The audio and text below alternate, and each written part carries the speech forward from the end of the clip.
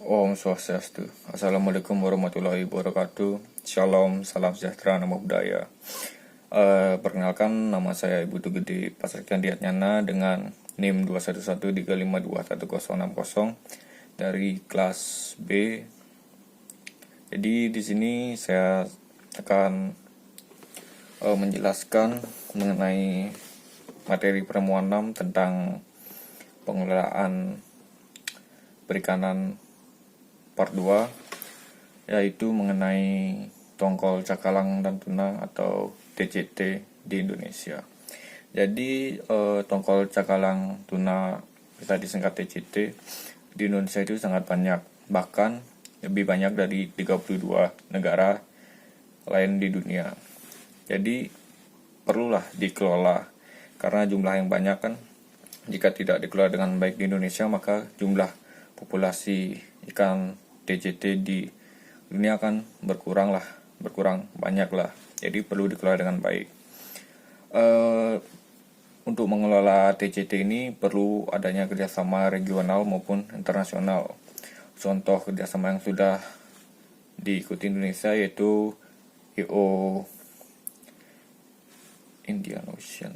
IOTC atau Indian Ocean Tuna Commission.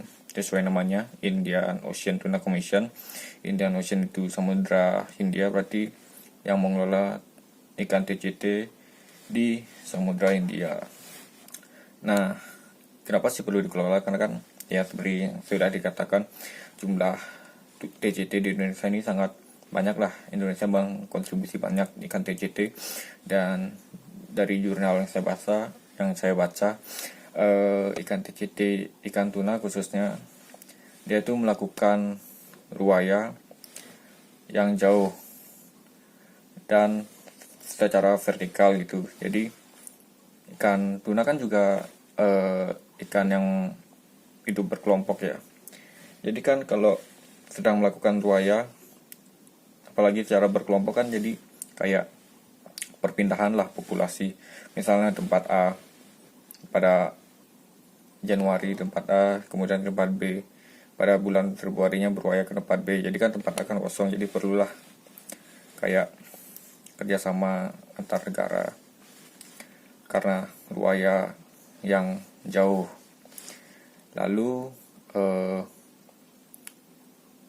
alasan lain perlu dikelola karena banyak permasalahan terjadi dengan spesies TCT tongkol cakalang tuna ini. Yang pertama itu menurunnya populasi karena overfishing. Overfishing ini mungkin disebabkan oleh permasalahan kedua, yaitu mengenai perubahan alat tangkap. Yang dulunya menangkap tuna menggunakan pancing, sekarang menggunakan jaring.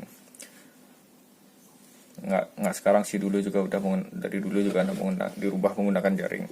Seperti kita tahu kan, kalau kita menangkap ikan menggunakan pancing hanya mendapat satu ikan, sedangkan kalau jaring kan bisa banyak ikannya, jadi lebih banyak lah ikan yang diambil, jadi populasinya lebih berkurang.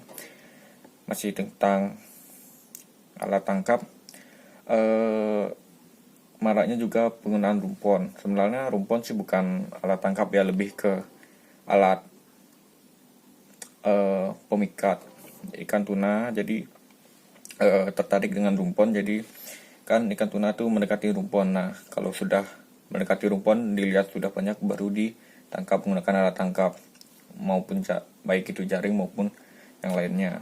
Lalu juga permasalahan lainnya kayak yang terjadi di Indonesia itu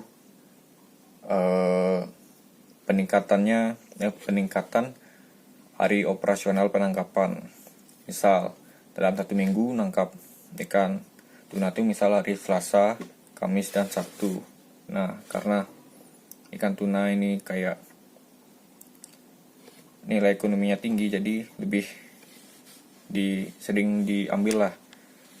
Jadi kan misal 1 minggu seperti tadi, Senin, Kamis, Sabtu, jadi 1 minggu itu setiap hari ngambil tuna. Jadi kan lebih banyak populasi yang diambil, lebih berkurang lah.